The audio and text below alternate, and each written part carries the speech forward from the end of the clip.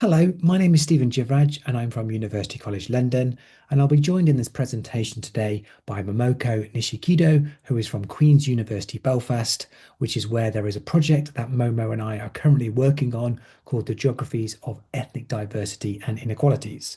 Today, Momo and I will be talking to you about how ethnic group is measured in censuses and surveys in England and Wales.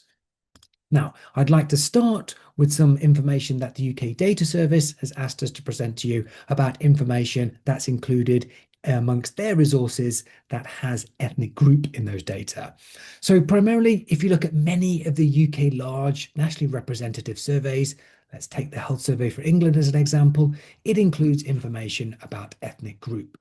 But for those who are interested in more detailed information about the employment, the health, the discrimination experience that some ethnic minority groups might be having, then the Evens data is perhaps the quintessential data set with which to use. The Health Survey for England, Evens data, other data that include ethnic group information like the Crime Survey for England and Wales, the Annual Population Survey, all of these are nationally representative but cross-sectional surveys, so repeated at different time points in some of them, although Evens has actually only been collected once. There are other cross-national surveys like the European Social Survey that include information about ethnic group and other international databases, lots of which are available through the UK Data Service.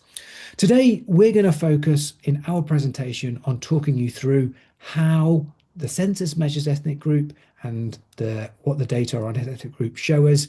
And then in a later presentation by Lucinda Platt, Lucinda is going to talk to you more about longitudinal resources that include information about ethnic group.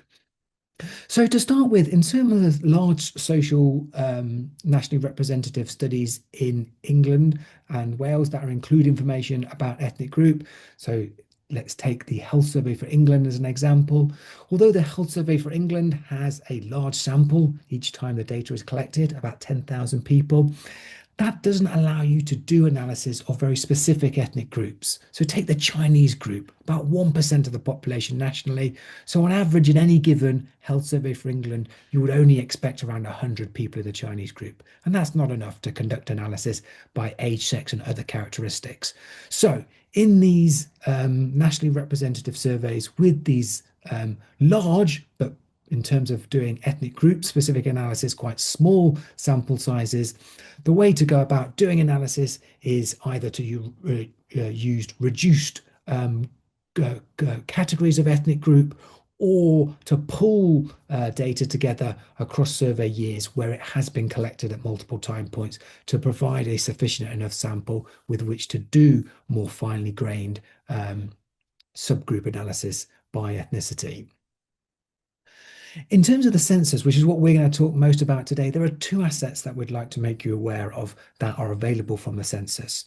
So there is aggregate data, which many of you may have used through the Office for National Statistics website or maybe NOMIS. And that aggregate data is amazing.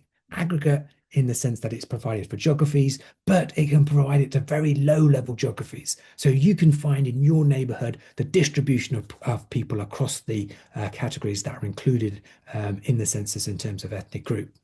As well as aggregate data, there is also microdata available from the census, much less used, but even more powerful.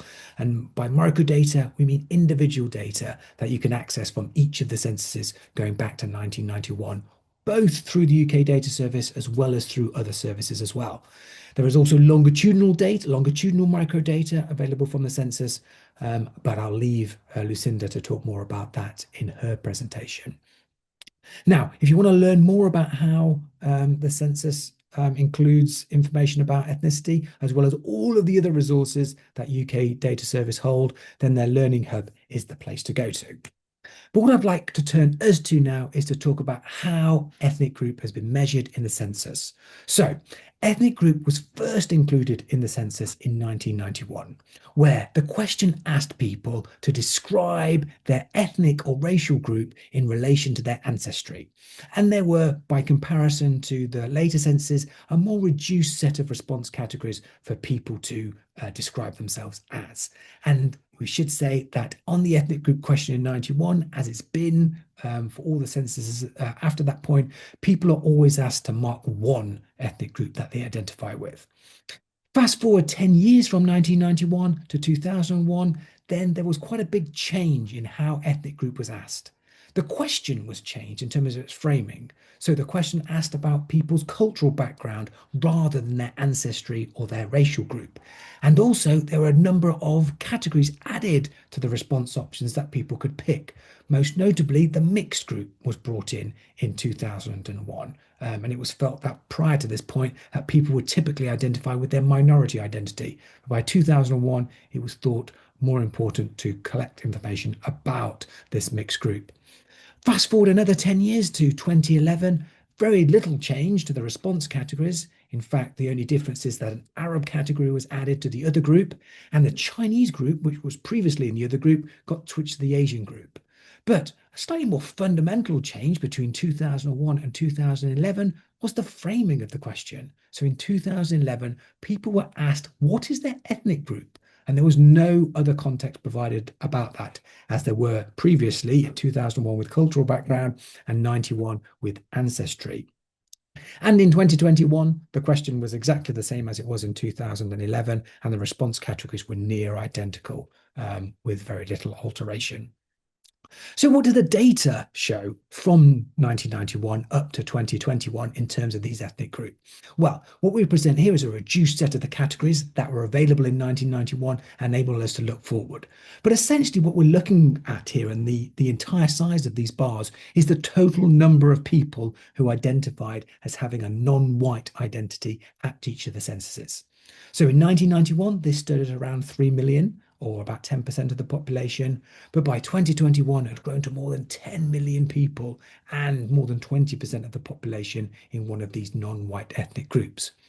And what's interesting is not only do we see a big increase in this non-white group over this time point, but we see an increase in the diversity of ethnic diversity over this time point, because you can see that all of these bars pretty much grow in about the same proportional size. And in fact, the group that's largest by 2021 is the other group, which is the most ethnically diverse of all of these groups. So over this time point, there's been a big increase in the diversity of diversity. Now, if we look at more local levels, what we can see is some of the places, particularly in London, which are incredibly diverse, or what we might describe as super diverse. And the quintessential example of this is Newham in East London, which is a remarkable place in terms of its ethnic group distribution, because there is no group that accounts for more than about 1/6 of the population. And in fact, there are probably 6 or 7 ethnic minority groups that each account for more than 10% of the population. So it's an incredibly diverse place. But many other places in London also have very diverse ethnic profiles, as you can see listed on the slide there. Now, outside of London, there is no place anywhere near as diverse as Newham, but there are many places where the non-white group of people are greater than the entire white group. Now, that gained a lot of traction in the press with the publication of both the 2011 and the 2021 census data, in that there are now what we describe as these non-white majority cities. But we think that's a real misclassification of what's going on here, because although on all of the places you can see listed here on the slide, all of these local authorities, there is a higher percentage of people in ethnic minority groups than there is the ethnic majority white British group. In almost all of these places, that makeup of those ethnic minority groups is incredibly diverse. And there isn't one group that's dominating the entire population in that local authority. So it's a bit of a misnomer to describe these places being ethnic minority dominated places. They are just places which are incredibly ethnically diverse and include people from many different ethnic groups, although a minority of their population is in the white British group. I'm going to hand over to Momo next, who's going to pick up some information on these more locally local information about ethnic group and ethnic group deprivation.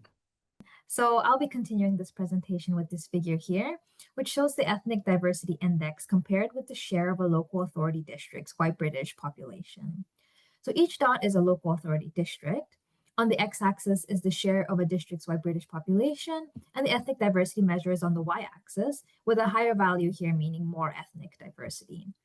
And what we see is that the smaller the share of a local authority district's white British population, the greater the ethnic diversity of that district. And districts where the white British group makes up less than 50% of the population are mostly in London, but there are a few districts outside of London, like Leicester, Slough, Watford, Luton, Manchester, as well as Birmingham. As the white British population drops below the 50% threshold, its power to predict ethnic diversity weakens somewhat, which we can see in this figure with the dots becoming more scattered below 50%. This could mean that other factors like the share of other ethnic groups drive this relationship. And as Stephen just mentioned, rather than using the term minority-majority, which emphasizes one ethnic group as a threshold, and it's usually the white group, the absence of white people in a place might be better suited as a signal of ethnic diversity, and places being characterized as minority-majority should instead maybe be thought of as ethnically diverse spaces. So far we've kind of taken you through some evidence that shows increasing ethnic diversity and residential mixing in neighborhoods in England and Wales. While ethnic diversity is increasing, residential segregation in England and Wales has consistently been on the decline. We see that here in this figure, with the x-axis showing the census year and the y-axis showing the segregation measure used, a very common one called the index of dissimilarity. This index here represents the spatial unevenness between one ethnic group and all others. So for instance, the spatial unevenness between the Bangladeshi group and all others that are not Bangladeshi. For all ethnic groups, each represented by a colored line in the figure, we see steady declines in spatial unevenness or segregation between 1991 and 2021. The largest values from 1991 from the Bangladeshi and Pakistani groups, with values around 0.8, reflect historic immigrant settlement patterns. Taking the most recent periods, so that's 2011 to 2021, the greatest reductions in segregation were for the Black African and Black Caribbean ethnic groups. White segregation from minority groups also declined in this period. And the largest proportional decline in residential segregation between 1991 and 2021, which is the whole time period here, was for the Black African group. The Bangladeshi, Black Caribbean, and Indian ethnic groups also experienced large decreases in neighborhood residential segregation between 1991 and 2021. So over time, there's been more ethnic diversity and mixing in residential spaces across England and Wales. So I'm going to switch it up a little bit here. From here, I'll talk about the Ethnic Group Deprivation Index, or the EGDI, which offers a novel perspective by considering for the first time how deprivation differs by ethnic group and domain or type of deprivation in neighborhoods across England and Wales. And this index is calculated using census data and is made up of 4 dimensions. So that's employment, education, housing, and health. And ethnic groups in an LSOA, or lower layer super output area, had to have at least 30 people in that ethnic group in that LSOA across all 4 domains to be included in the calculation of the EGDI. And this map here shows the minority ethnic groups with the largest EGDI value for LSOAs, meaning that they're the most deprived ethnic group in this neighborhood relative to other groups that they live amongst. And as a side note, this map is a cartogram, which makes it easier for us to see what's going on inside areas that may be smaller in size, but consist of larger populations, basically more densely populated areas like London. We see that in parts of the east of London, the Bangladeshi group has the highest deprivation levels. Towards the south of the river, there are a few places where the Black Caribbean or the Black African groups have the highest levels of deprivation. But overall, I think this map shows how complex this is. There are patches and concentrations of areas and LSOAs, which are the most deprived by a particular ethnic group. So while ethnic residential segregation has been declining over recent decades, as I just showed, it doesn't necessarily mean that people who are sharing neighborhoods also share the same levels of deprivation, given that we see here that certain ethnic groups do stand out in neighborhoods as having relatively higher levels of deprivation. And as I mentioned, the EGDI is made up of 4 domains. In this figure here, from top to bottom: employment, education, housing, and health. Along the x-axis is the district under which a given LSOA sits. the dot is an ethnic group LSOA combination. So each dot represents an LSOA at the first, and the first dot that you see in each panel represents the LSOA and ethnic group with the highest value of deprivation on that given domain. And the color of each dot represents an ethnic group. So these charts here only pick up the top 50 most deprived ethnic group LSOA combinations. And you see there's lots of colors on the graphs, lots of ethnic groups, even in the top 50 deprivation levels for each of the 4 domains. And so what we really see here is the diversity of deprivation by ethnic group and by neighborhood. There's also a lot of variability in the geography represented, although it might be a bit difficult to see closely in this figure on the slide here. Actually, there are lots of local authority districts included here, even in this very small extract from the EGD. If you look at the 4 plots, you'll see that the colors represented, and therefore the ethnic groups that those colors correspond to, they tend to vary. In education, the second panel down, for example, you see certain groups being more predominant than in, for example, health, which is at the very bottom. What this shows us is that it's important to remember that deprivation varies considerably by characteristic. So the way that members of the given group are deprived will vary geographically, but will also vary by characteristic.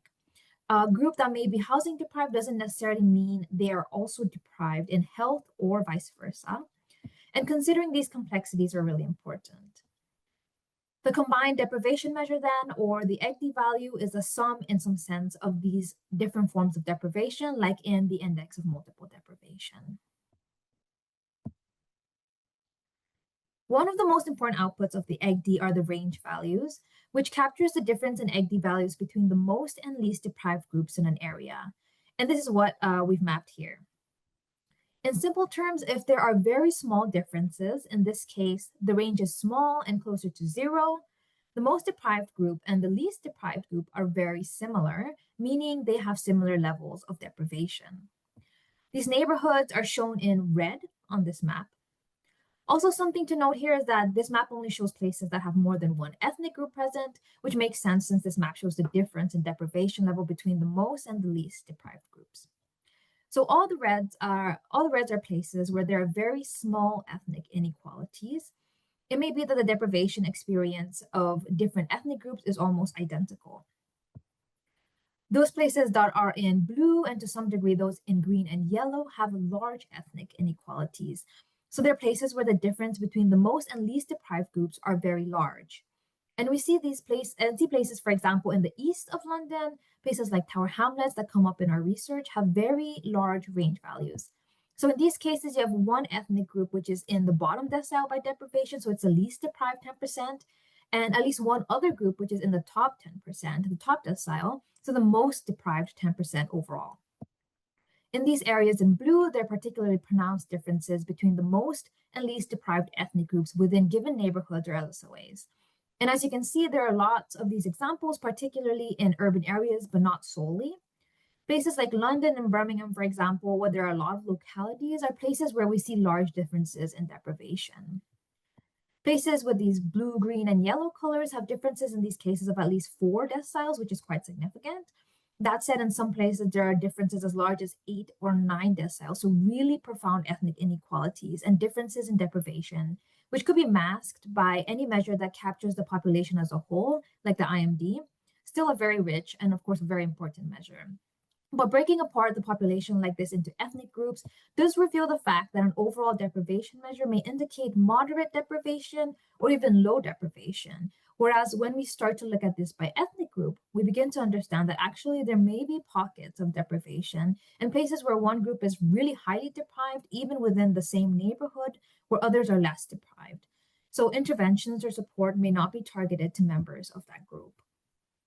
If you're interested in learning more about the increasing ethnic diversity in England and Wales, or about the EGD, members of the JEDI project have published open access articles on these 2 topics, and the links to access them will be provided. Thank you. Hello, I'm Lucinda Platt, and in this presentation, I'm going to be talking about some of the longitudinal data that is available to us to study questions relating to ethnicity. I'm going to talk about these opportunities, and I'm going to provide some examples from my own research. First, I want to start by talking a little bit about the value of longitudinal data. Longitudinal data allow us to study short-range dynamics, such as moves into and out of poverty, as well as long-range processes, such as social mobility between generations, between parents and children, and across life courses of individuals. Longitudinal data allow us to study transitions that are important in the life course, for example, from education into work or from work into retirement, and the characteristics and circumstances associated with these. Longitudinal data allow us to take account of circumstances in earlier life for later life outcomes and experiences. For example, the circumstances that children experience in early childhood, for later life childhood, for adulthood, and even for later life.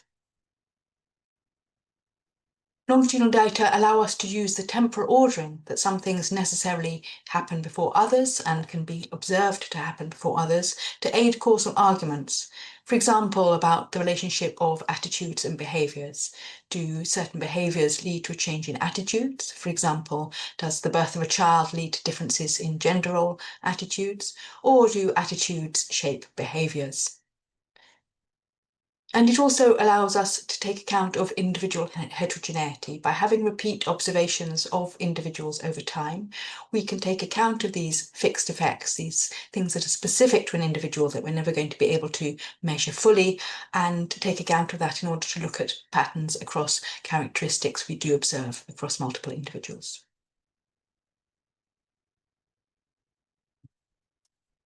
There are a number of questions that are particularly interesting for ethnicity research that longitudinal data allow us to study.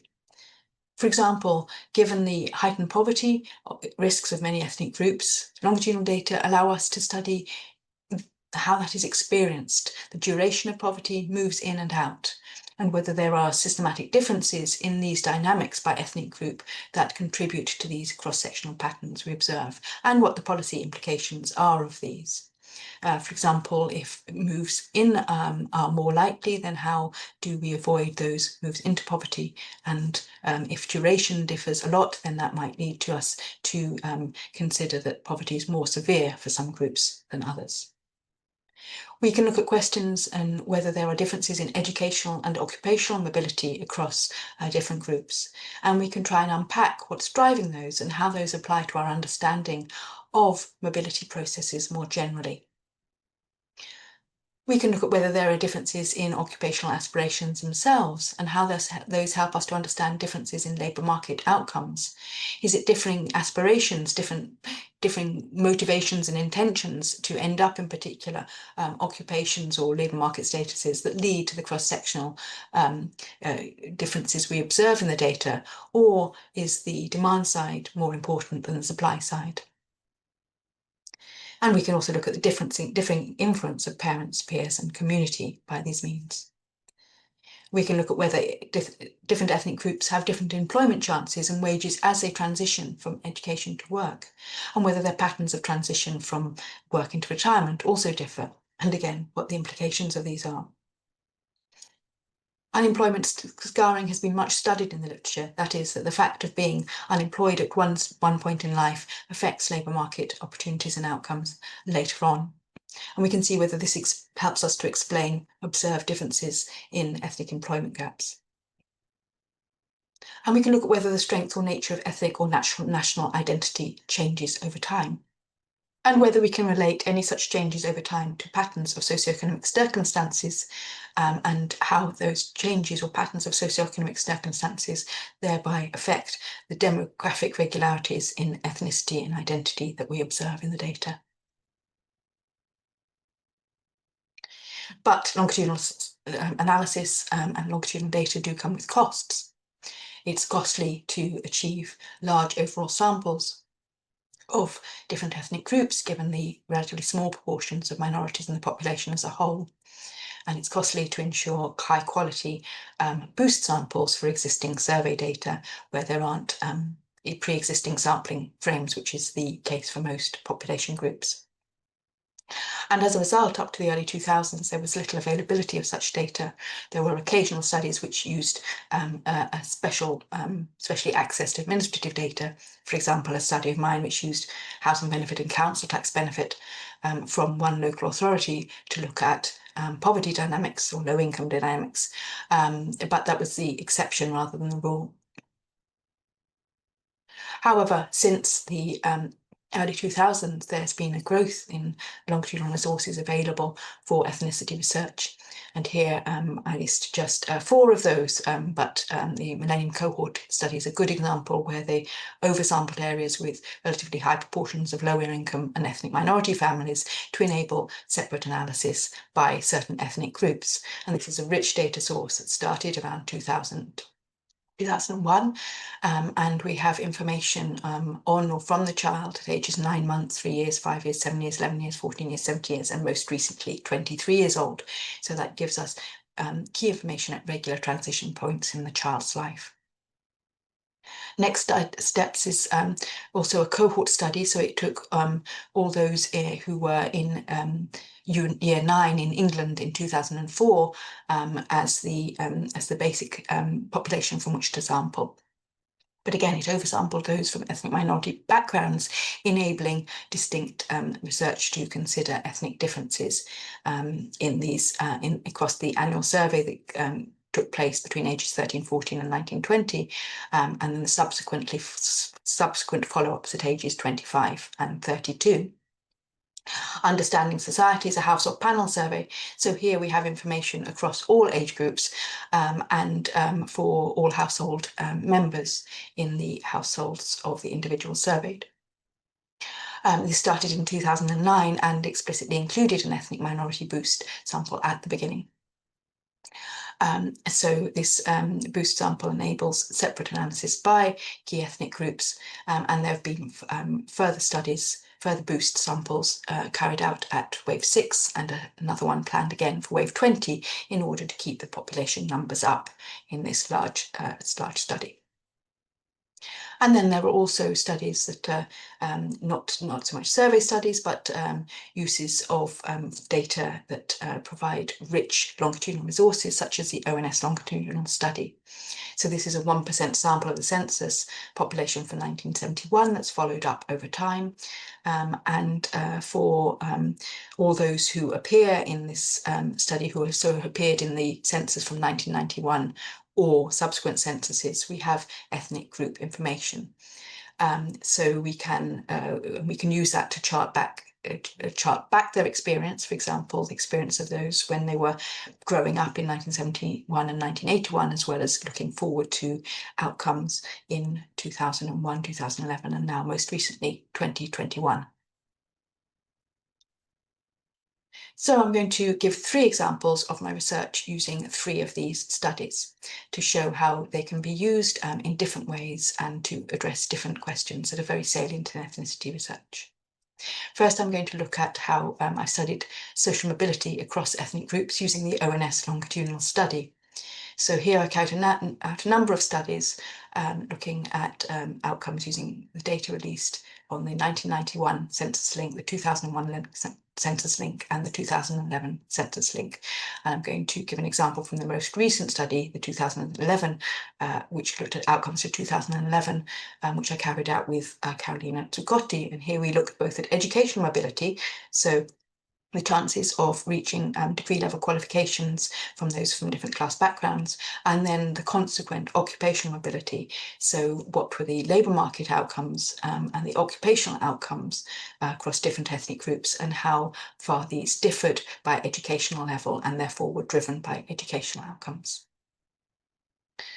So importantly for this study, something that I implemented when I first looked at this was using a prospective measure of mobility. So here we measure the characteristics of families and parental social origins when the children were living there with their parents in childhood, and then we follow up the children who are the ONS-LS members over time. And this is important because if we're looking at those with parents, immigrant parents, then it's important to measure the social class they had when they were already in the UK, rather than mixing that with their potential occupational class prior to migration, which may have differed in crucial ways.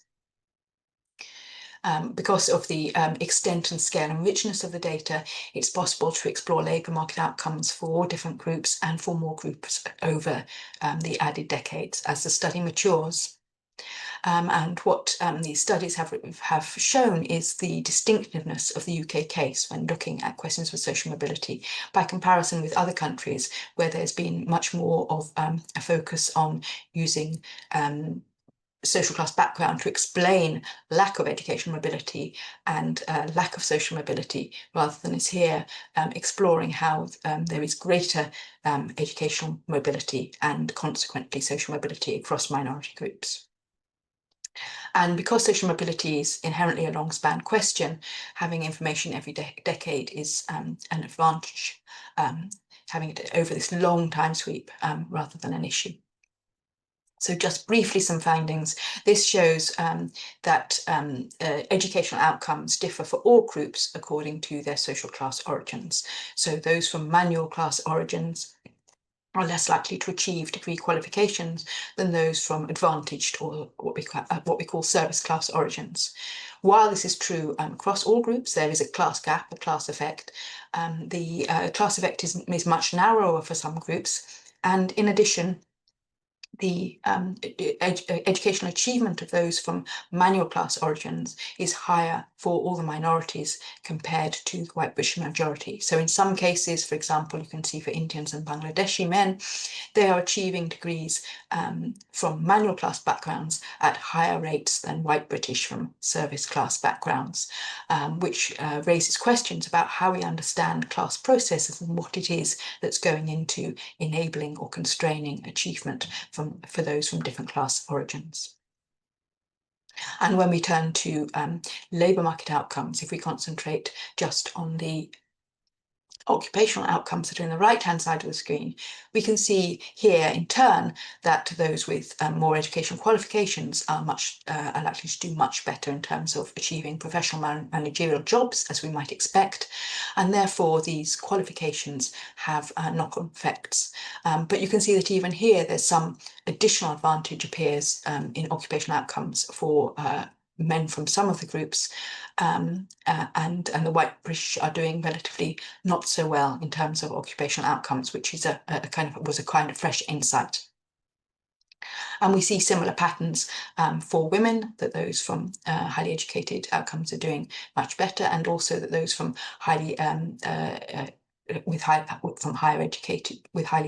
higher education qualifications have much more similar patterns of employment and economic activity, and that the gaps occur much more for those with lower levels of qualifications. But in terms of occupational outcomes, the patterns are very similar for women.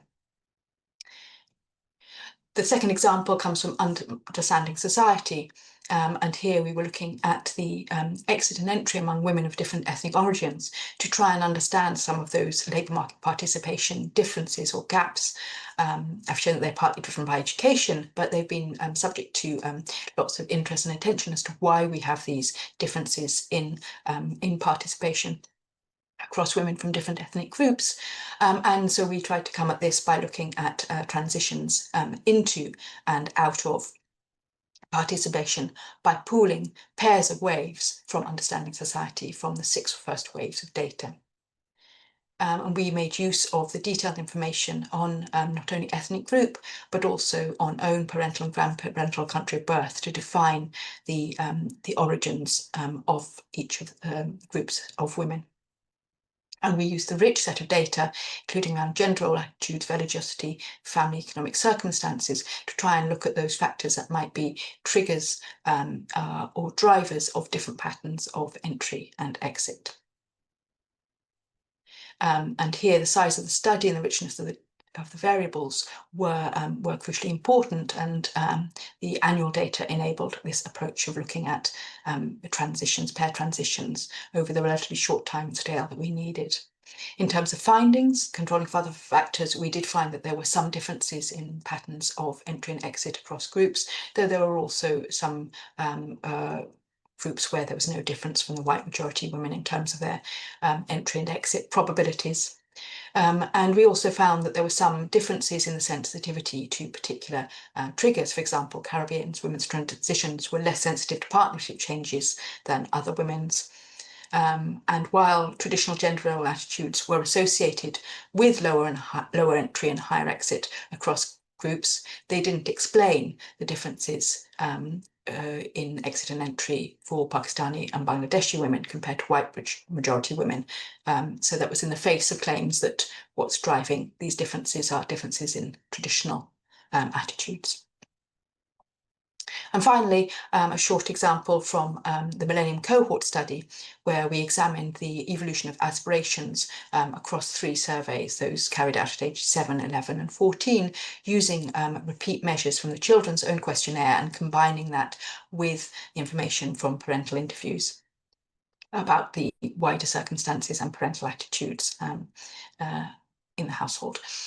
So we matched this data also to labour force survey data. So we could match the occupational information on the aspired to job to the objective characteristics on pay from the labour force survey to enable us to see how far children were aspiring to high value or less high value jobs.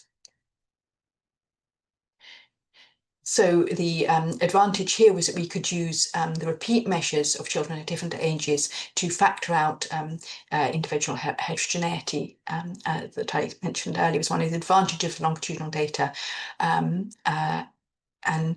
by using growth curve models. And we could also look at whether aspirations evolved from the earlier ages to the later ages to both become more realistic in terms of what children aspire to, but also whether they're more influenced by peers than parents at those ages.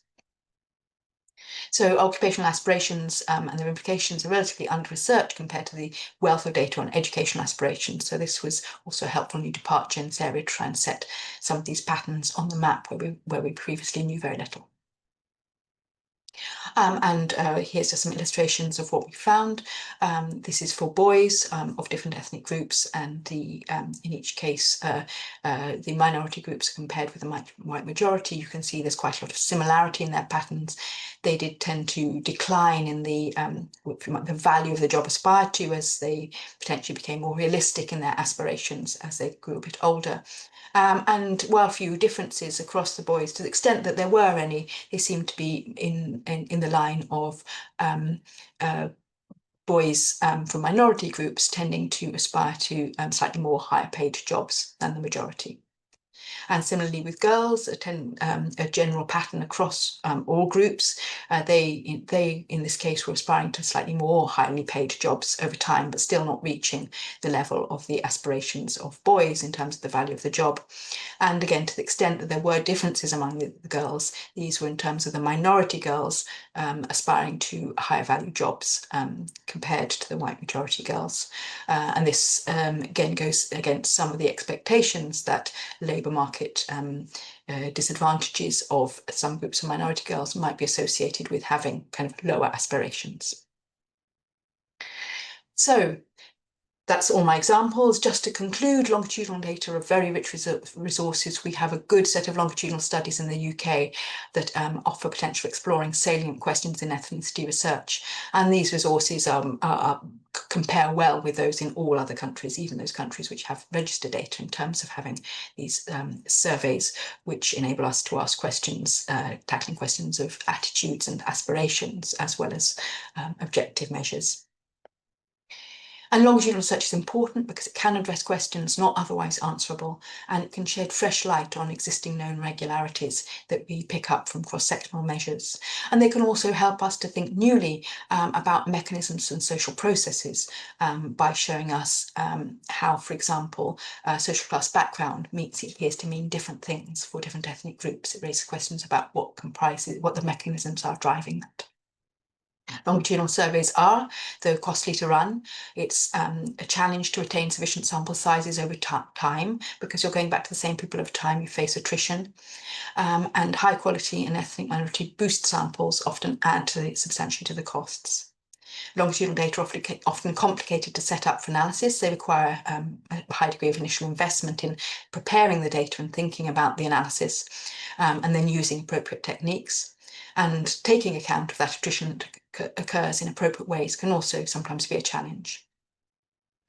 Developments in linked administrative data offer some possibilities for new areas of research, and also for resolving some of the challenges associated with survey research, but it's likely that survey data is always going to be necessary to address the specific questions we are interested in relation to ethnicity. There's a lot of potential still left, a lot more we can do. Here are the data sets mentioned that you can learn more about, and you have access to these slides, so you can follow up these links, and here are the studies I referred to. And I'll leave it there. Thank you very much for joining me. Hi, my name is Kitty Lymperopulou. I'm a senior research fellow at the University of Plymouth and ADI UK fellow. In this presentation, I will be introducing the Data First criminal justice datasets and discussing insights and opportunities for researching ethnicity and the criminal justice system.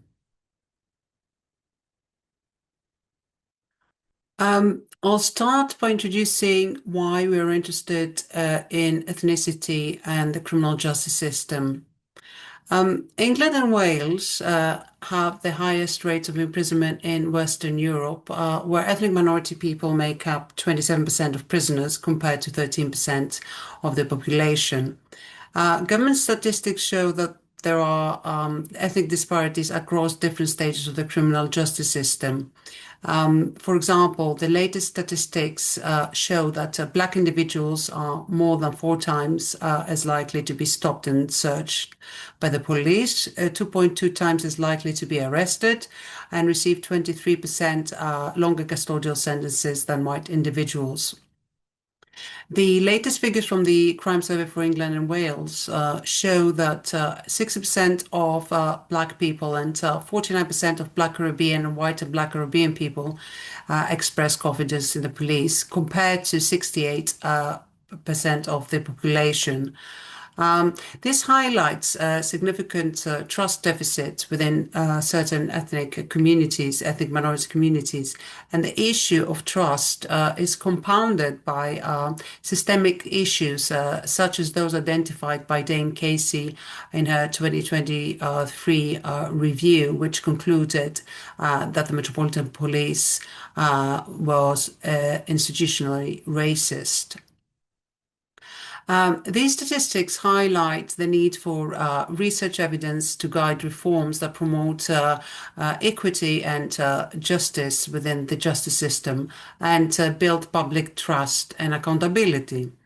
The Ministry of Justice Data First datasets, which I will talk about today, were developed in response to a government-commissioned review into the treatment and outcomes of Black, Asian, and minority ethnic individuals in the criminal justice system, published by David Lammy in 2017, which highlighted significant data gaps and called for evidence-based explanations of ethnic disparities in the criminal justice system.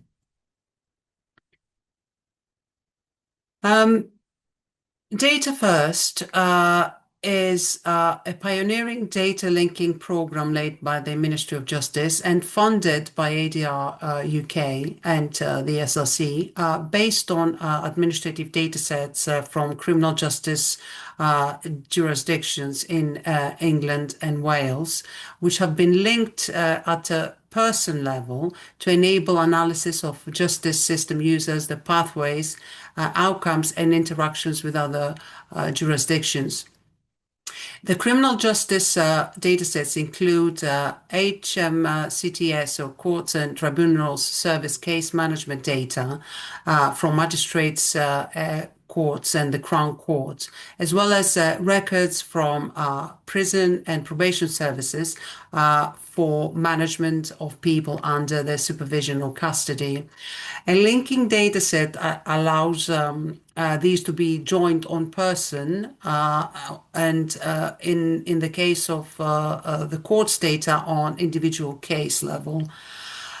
More recently, the Ministry of Justice released family court and civil court data that can be linked with the criminal justice datasets using a newly released cross-justice linking dataset.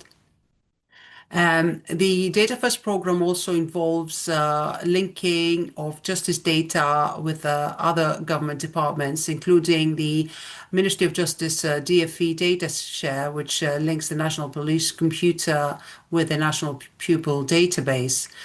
This is a separate linkage, and at the moment it is not possible to link it with the other data sets. So these data sets offer major opportunities, but they also come with some limitations, and especially when it comes to ethnicity. So to illustrate these strengths and limitations and also insights that can be drawn, I'll focus on the criminal courts data sets, which I've been using for my research. There are two types of criminal courts in the UK, so magistrates' courts and the Crown Court. All criminal cases start in a magistrates' court, which deal mainly with summary or less serious offences. More serious offences are sent to the Crown Court for trial or sentencing. One of the key strengths of administrative data for examining ethnicity is its large size. These data sets contain records on all defendants appearing in criminal courts in England and Wales between 2011 and 2023, providing large samples to carry out research on ethnicity and justice involvement. So, for example, the Magistrates' Courts dataset contains 18.1 million records. And include approximately 110 variables, giving details on characteristics of defendants, such as age, gender, and ethnicity, offense proceedings, and outcomes in criminal cases dealt with by the Magistrates' Court in England and Wales from 2011 to 2023. The Crown Court datasets contain 1.2 million records, and each record captures one defendant per case, giving details on defendant characteristics, again, age, gender, ethnicity, but also residence, and as well as offences, proceedings, and outcomes dealt with in the Crown Court. This data set covers the period of 2013 to 2023, so a 10-year period. The Crown Court data set includes over 140 variables, including the dates of hearings, types of offences, arrests, and court proceedings, such as plea, bail, and remand. Before we can meaningfully analyze ethnicity with this data, I mean, it's important to understand how ethnicity is recorded in the data sets and how complete these records are. So measuring ethnicity is sensitive and challenging. Ethnicity is fluid, subjective, and multidimensional, relating broadly to a social group or group identity, and it draws on notions of shared origins or ancestry. And as researchers, we often rely on standardized ethnicity measures, which classify individuals into fixed ethnic groups that are readily available in the datasets that we use. The ethnicity variable in the datasets is based on the ONS 16+1 ethnicity classification used in the 2001 census. Self-identified ethnicity in the Crown Courts data is collected during an interview by the police and is entered into police administrative systems and passed to the courts and tribunals service. So the datasets also include a measure of ethnicity, which is also collected by the police, and so it is ascribed by a police officer based on visual appearance, which identifies individuals as white, black, Asian, or other. And you may have seen published criminal justice statistics based on police-defined ethnicity. It is important to know how the two relate to each other.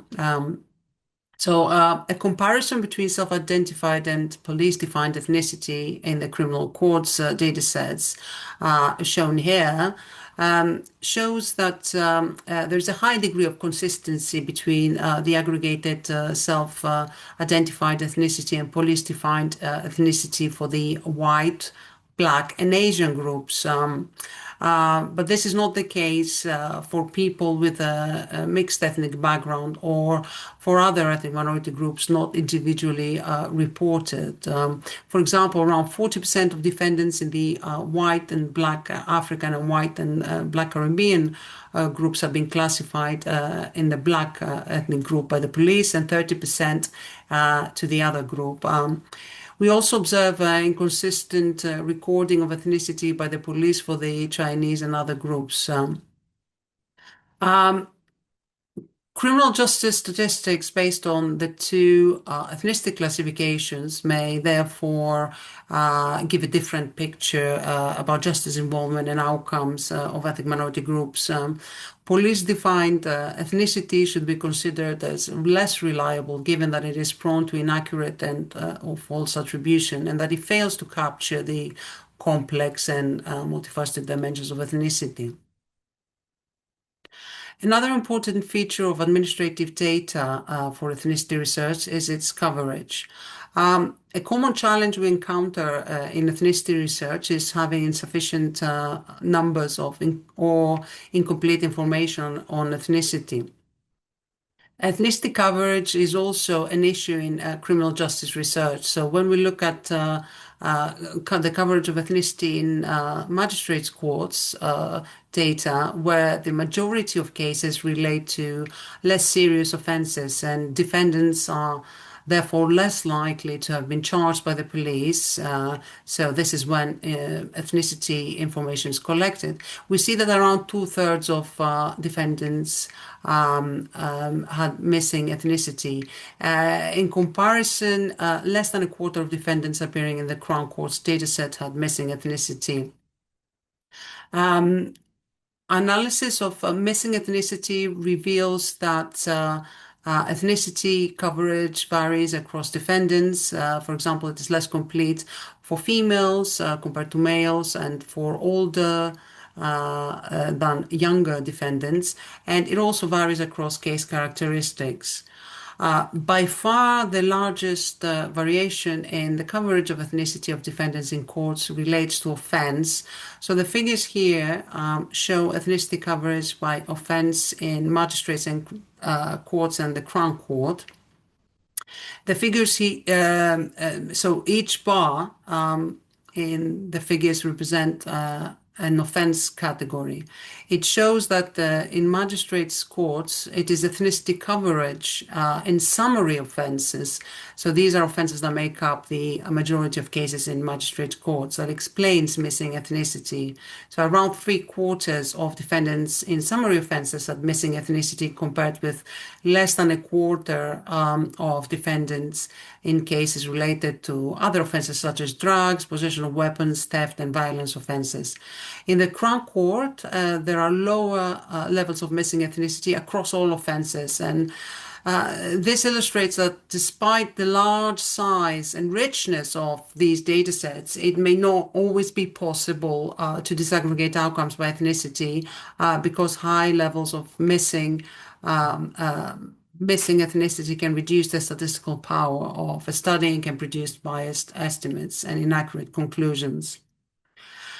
I will now turn to some research findings, drawing on examples from my research on ethnic disparities in the criminal justice system.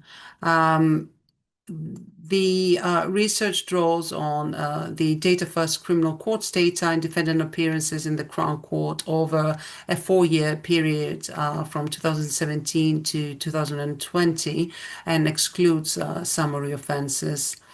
In this slide, you can see findings on patterns of ethnic disparities in the courts pipeline, so remand, plea, sentencing outcomes, and offense types, using the relative rate index, which provides a standardized ratio measure of disproportionality. that allows us to compare outcomes between ethnic groups. So it is calculated by dividing the rate of an ethnic minority group in a given outcome by the rate of the white British group. So a relative rate index greater than 1 indicates the outcome is more likely in a given ethnic minority group compared to the white British group. So the table shows that people from ethnic minority groups are more likely to be sent to the Crown Court for trial, to plead not guilty, and to be remanded in custody when they appear in the Crown Court compared to the white British group. We can also see that among those convicted in the Crown Court, defendants from the Black Caribbean, Chinese, and other white group were more likely to receive a custodial sentence than the white British group.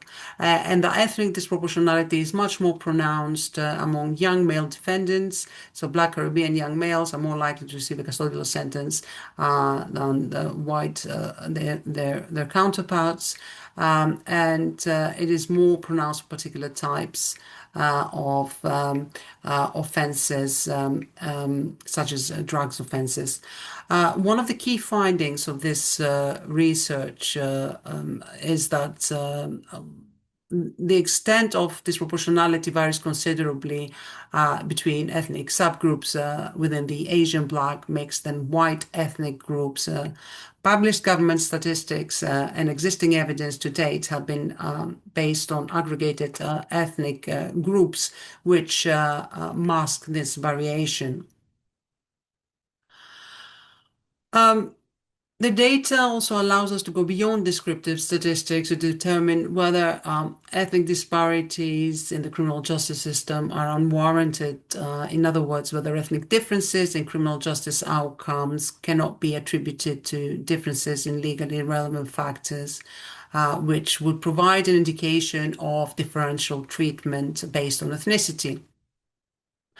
So the results here show so they're based on multi-level modeling and they examine the effect of ethnicity on the likelihood of a prison sentence. They show that defendants from nearly all ethnic minority groups were more likely to receive a custodial sentence. So the odds of imprisonment were 41% higher for Chinese defendants and between 16 and 21% higher for Asian defendants. They were also between 9 and 19% higher for Black defendants, while the odds of imprisonment were 22% higher for white and Black African defendants compared to white British defendants, after adjusting for other characteristics, which include offense type and severity and previous convictions.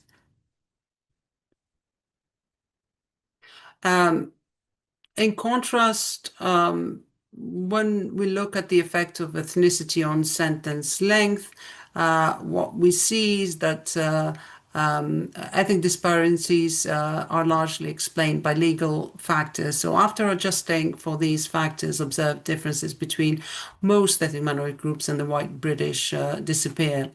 The exception is defendants from Pakistani, Bangladeshi, and Black Caribbean groups who are shown to have worse sentencing outcomes than the white British, receiving between 4 and 11% longer sentences than the white British. The implications of these findings are that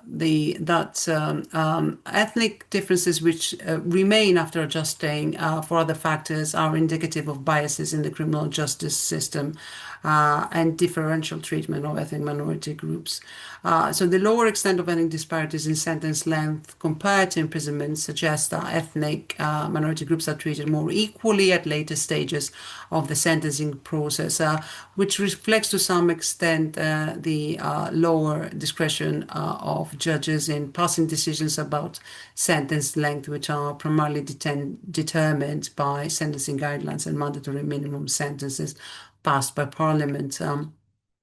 The research findings and implications, which are part of the project Ethnic Inequalities in the Criminal Justice System, are available in a range of publications, including a data comic and a policy briefing you can see here from the ADR UK website and the project website, ethnicityandcriminaljustice.co.uk.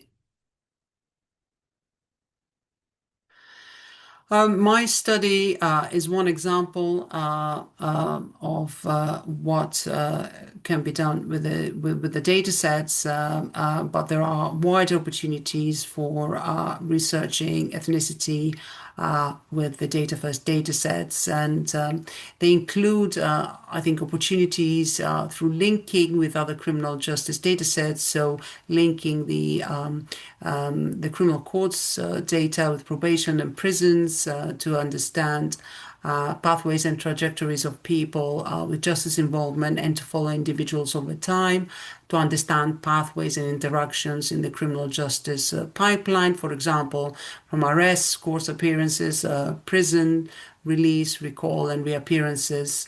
And you can also there are also opportunities to gain new insights into some of the processes underlying racial disparities and racial bias. So, for example, my current study is using the cross-justice linkages to understand ethnic disparities across stages of the justice system and how early decisions contribute to cumulative disadvantage and impact later outcomes in the criminal justice system. The ability to link different data sets also enables filling in gaps. So, for example, additional information on nationality and religion is included in the prison data that can be combined with ethnicity information in the courts data sets to define ethno-religious groups or other ethnic national identities. And information on can be drawn from other data sets, such as information on alcohol and drug abuse, including the probation data, can be used to better understand the circumstances of those impacted by the justice system and how they relate to criminal justice outcomes. And finally, linking criminal justice data with external socioeconomic data sets, such as the index of deprivation, enables researchers to situate criminal justice disparities in a broader kind of like socioeconomic context, revealing how pre-existing inequalities such as poverty and unemployment influence justice involvement and outcomes. I will finish the presentation with some information about the applying for access to the DataFirst datasets. So access to the DataFirst dataset is either through the ONS Secure Research Service or the SAIL Data Bank, and requires a project and a researcher accreditation. So to access datasets from the SRS, applicants will need to be accredited under the ONS accredited researcher scheme. And you will need to apply to access for access to the specific data that's required for a research project from relevant data owners as well. So this is done by completing separate forms depending on how you're applying to access the data. And you will need to submit a research project application for accreditation through the Project Accreditation Panel, also known as RAP. Thank you for listening.